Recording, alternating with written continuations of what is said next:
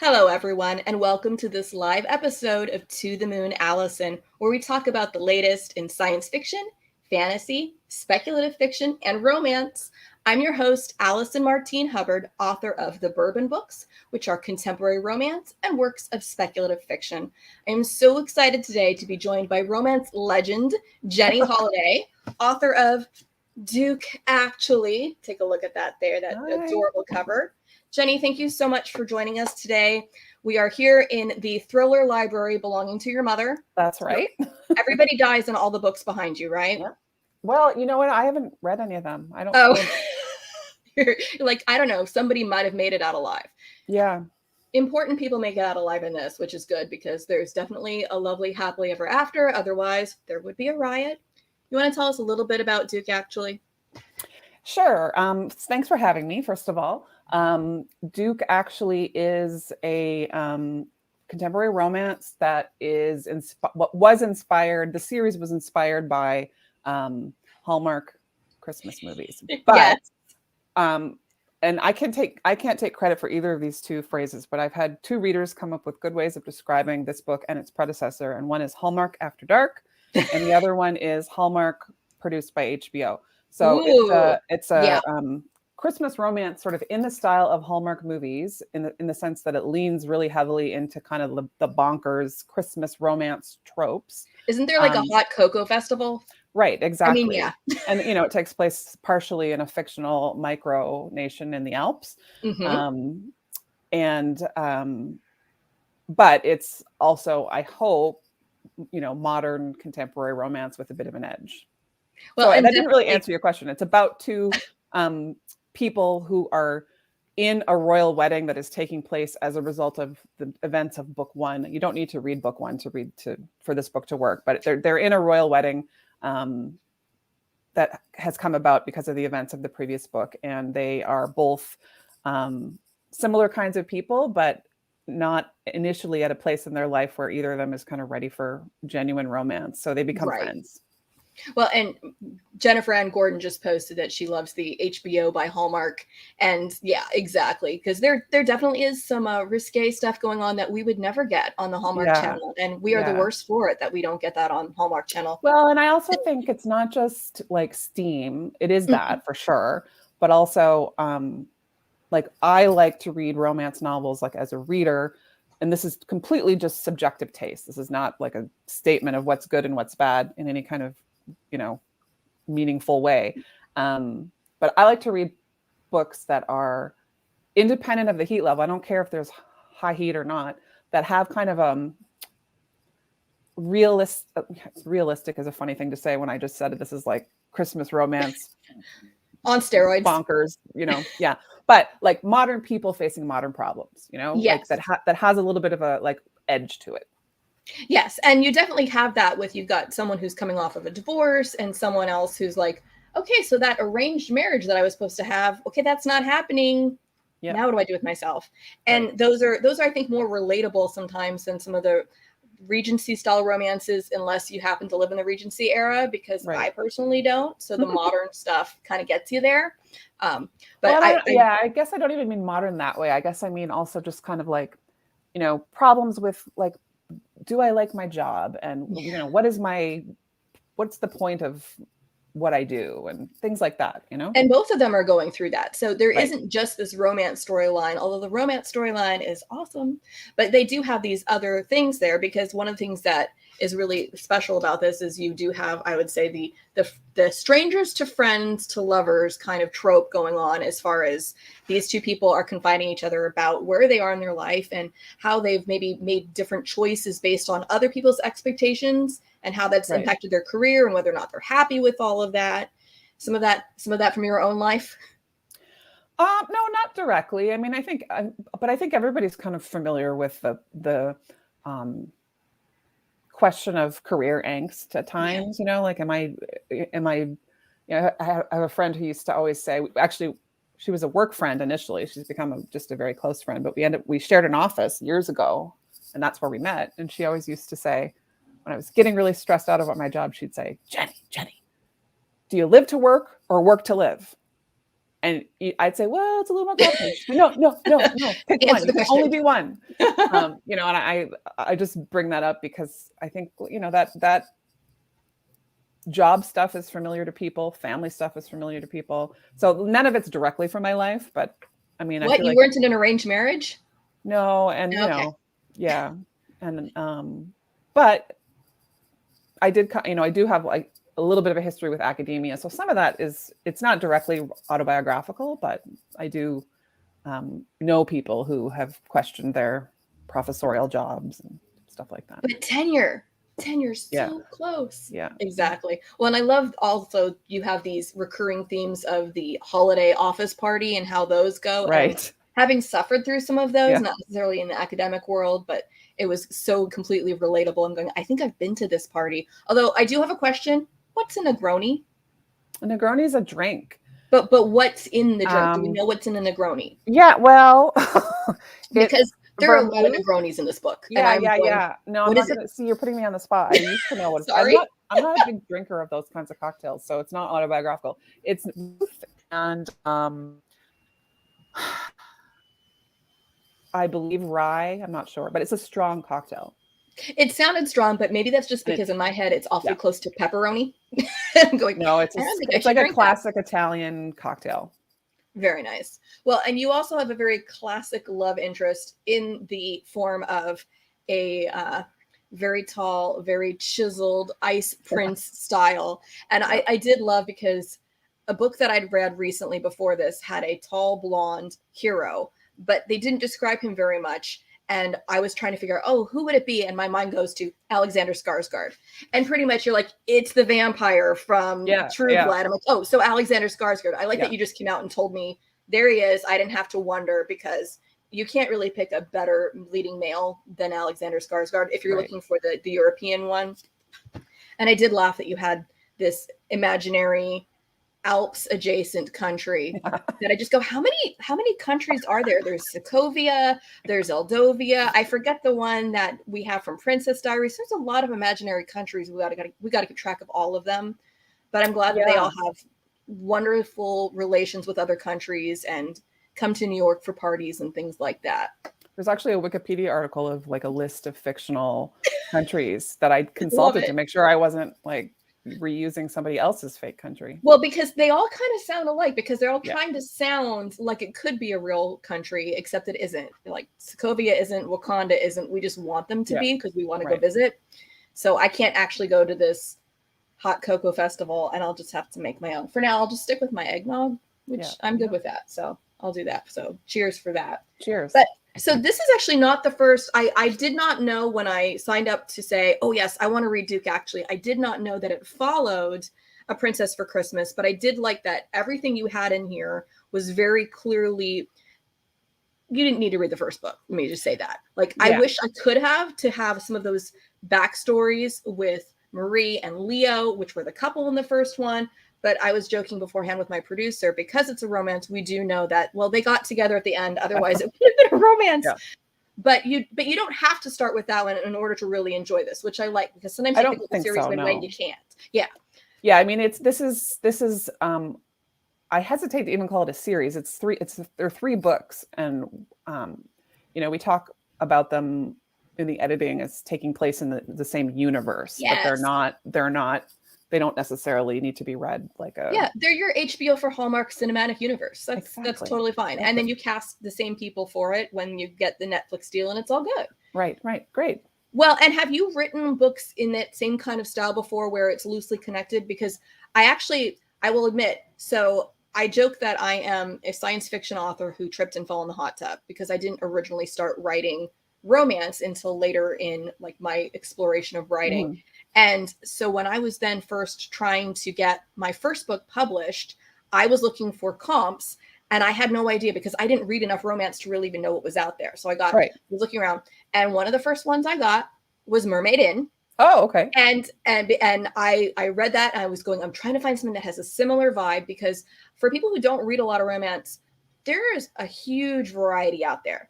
And just saying, oh, it's romance is pretty unhelpful. So having something that it's contemporary set and it's there's romance and there's comedy, but it isn't necessarily a full out rom-com, because that's kind of a different vibe too. So Mermaid Inn, is that set in a universe too? Does it have its own cinematic universe? Yes, that is. There's 3 books in that universe too. I think that's marketed more traditionally as a series, but I always try to make my books, even if they're in series, standalone, or at least make them work as a standalone. Right. So and yeah, Mermaid Inn is the first book in that series or universe or whatever you want to call it. Well, and I definitely want to go visit Mermaid Inn, because if anybody's read this before, she describes this fabulous place that the town itself is very sweet, but then on top of that, there's this mermaid-tastic place, and there's a restaurant near me that has a bathroom that is all mermaid out. I'm like, this is the bathroom from Mermaid Inn. So for anybody who's in Orange, California, go to Rudabagores, go in the bathroom, and that's like a glimpse of Mermaid Inn, just a little bit. So if you're in Orange, come check it out, and you can see. I wish I was. I'm in the middle of a snowstorm right now. I know you've got snow, and I know that there's been winds in some of the areas too. It was raining here in California, so we don't even know what to do with that. We're just like, where's my umbrella? We don't even know what to do with any of that. So you said that this is part of a 3-book series. What's coming next for the series? Next fall is the 3rd one, and it is if you only read this book, you met this guy briefly, and to be honest, I kind of shoehorned him in there because I wanted people to remember him if they had read the first book. So book 3 is a bit of a departure. It's about Mr. Benz, who is the equerry to the king. He is a major secondary character in the first book. So people Can you tell me what an equerry to the king even is? It's not a butler, but he gets annoyed because people are always confusing him with the butler. It's an advisor to the crown. Like historically, the equerry was like the officer who was in charge of the king's stables, and it was like a high ceremonial position. So equerry comes from like the word equestrian then? I would imagine that it does. Okay. Yeah. So it's basically like he has the ear of the king. He's the sort of trusted advisor to the king, and comes from kind of a noble family himself. But he's very starchy and uptight and tradition bound, does not like change. So he is the hero, and the heroine is the American management consultant that they have hired to come in and overhaul the it's a small country that's sort of reliant on one industry, watches, and that industry is actually in decline in the real world. So in the fictional world, it's also in trouble. So she comes in to kind of overhaul the company, and he's not happy about that, but he has to show her around and kind of babysit her and then fall for the babysitter, I guess. Yeah. Well, and I love that, because it sounds then like you've got 3 different couples with 3 very different relationships in how they meet, and even where the stories are set, because for Duke, actually, we're kind of jumping between different places. I'm assuming A Princess for Christmas is more set in New York, because that's where Marie and Leo meet, or do they hop between? It's about half and half. Okay. So it doesn't jump around. It starts in New York, and then the second half is in Eldovia, because she invites them for Christmas, as one does. Because you invite need the people you just met to come home for Christmas with you. Now, most of your other books are not all set at Christmas. Was this something that you're like, I really just need to write Christmas, or what inspired writing these? Actually, watching Hallmark movies with my dad, who's a big fan of them. He loves them, and I live in Canada, so we don't have the Hallmark Channel there. But when I'm visiting them here, I watch with him. And he loves them, but he can never see his way through to the end. He's always like, how is this going to work out? And he just gets really anxious about it. So, and he, at the same time, I can always, as you said, there's going to be a happily ever after. That's guaranteed. That's the point of these movies. But I can usually predict the sort of major beats of the story. And he's always amazed by that. This was years ago. I'm a mind reader, Dad. Yeah.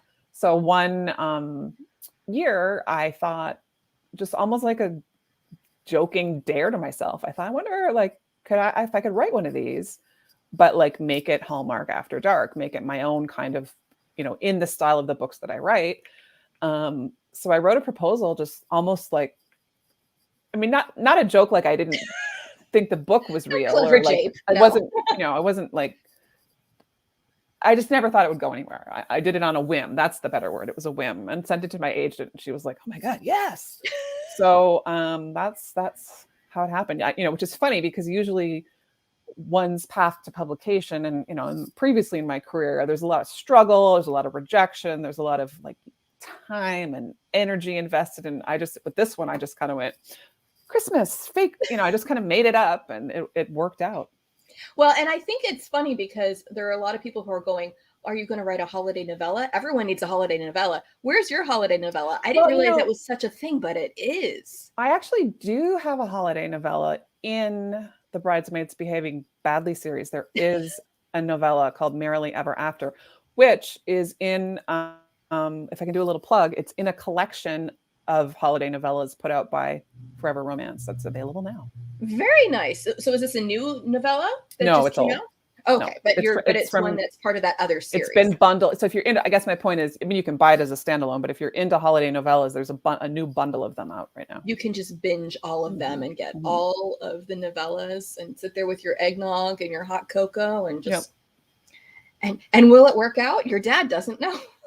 It will. I also just love the fact that we were talking beforehand that all the thrillers are behind you and they're your mom's books. So your mom likes reading about people getting murdered and your dad likes the Hallmark movies. And that's right. That's correct. That's a perfect match. I really like that. I mean, I think that might be kind of counterintuitive what my people expect, but I love it. One of the people I know in real life who loves Hallmark movies is a guy, and he's unashamedly wearing his holiday sweaters and taking pictures with his wife and his kid going, come on, Hallmark movies, feature us. Yep. And he does not have any shame about like, this is my thing and I like it. And I think that's amazing. But most of your stuff is not Hallmarky. I was going to say, I don't feel like the Mermaid Inn book was very Hallmarky. Bridesmaids Behaving Badly, not Hallmark-ish. What would you describe yours generally as far as the feel? And do they vary from series to series?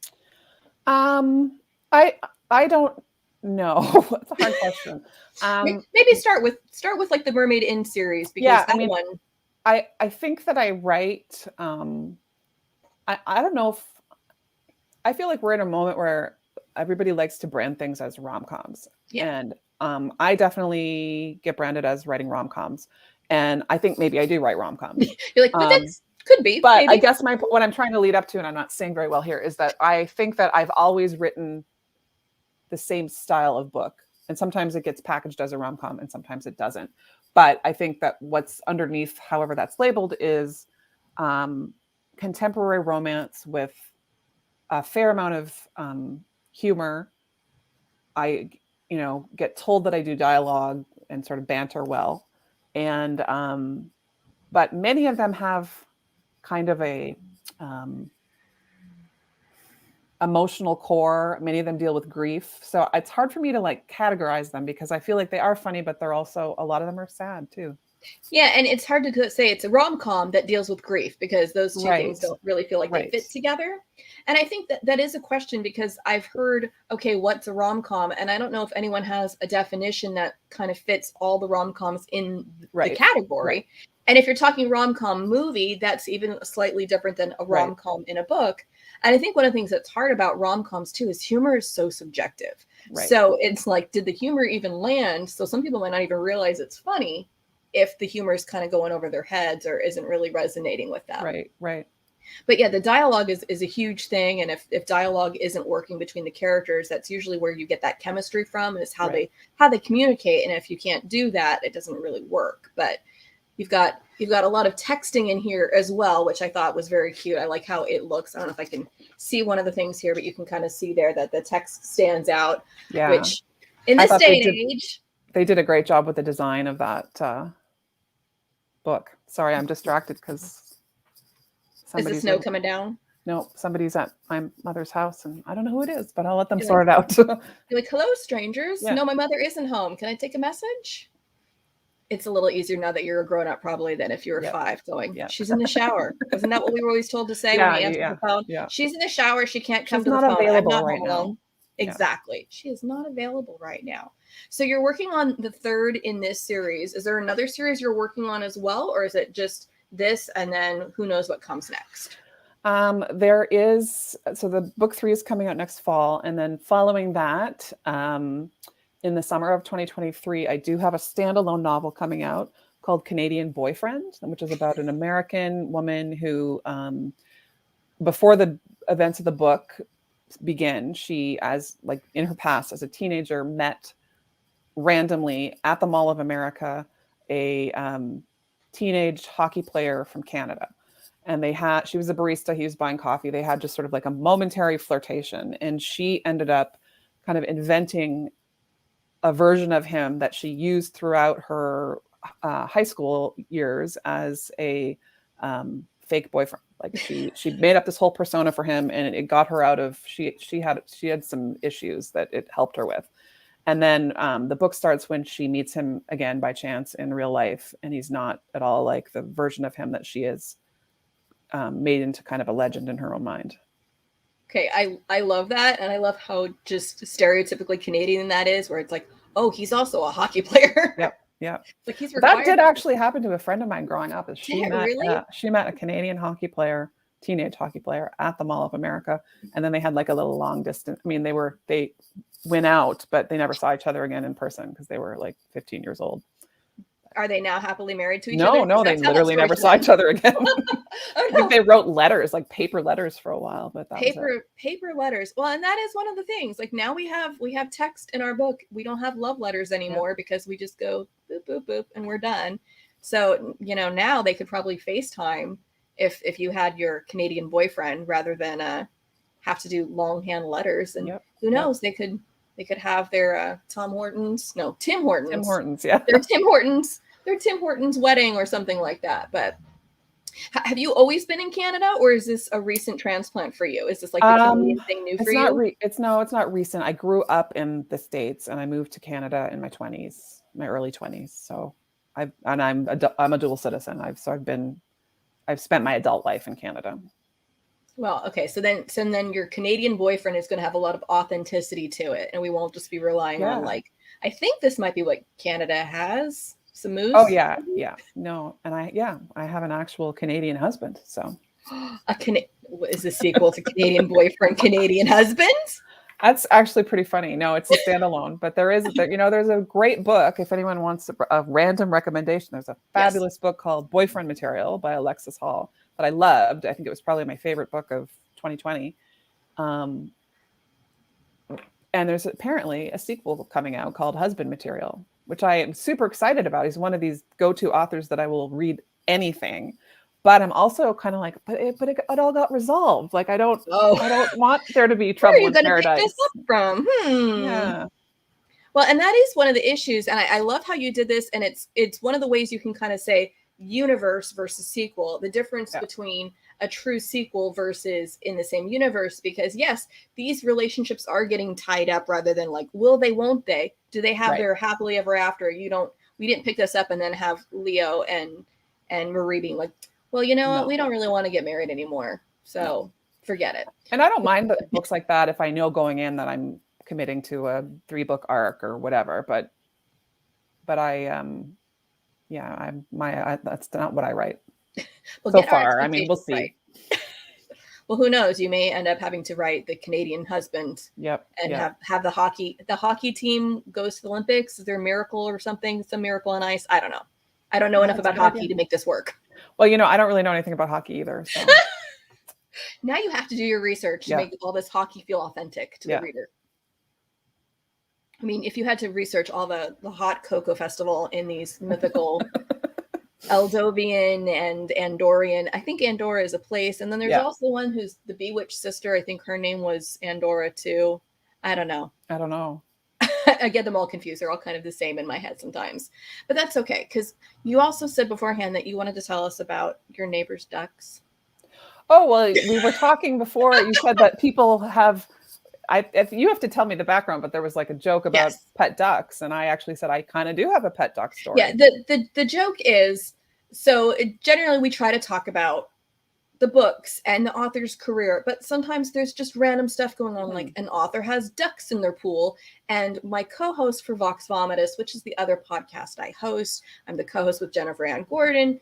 She is obsessed with woodland creatures, including foxes, ducks, and anything else that's probably right outside her house right now, because she lives in the middle of the woods. And so we joke that usually pops up at some point.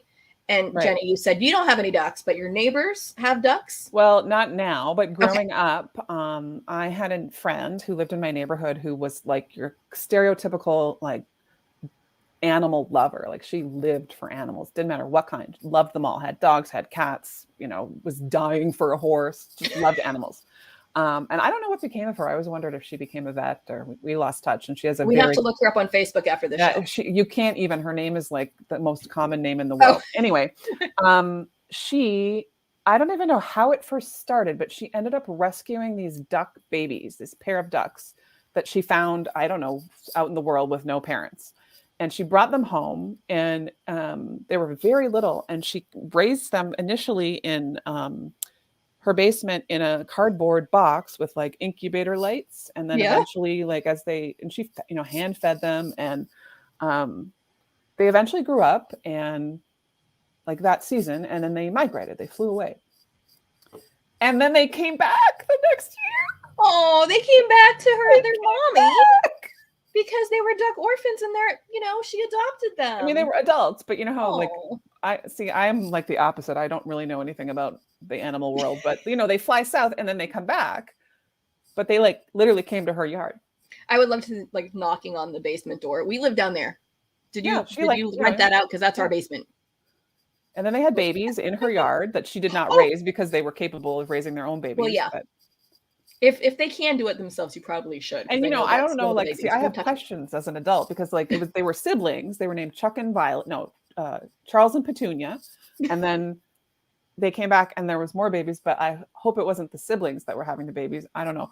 That got very Blue Lagoon right there. Yeah, I know. So then, anyway, a duck came back with another duck, and then there were baby ducks, and the second generation was named Chuck and Violet. So they had Charles and Petunia and Chuck and Violet.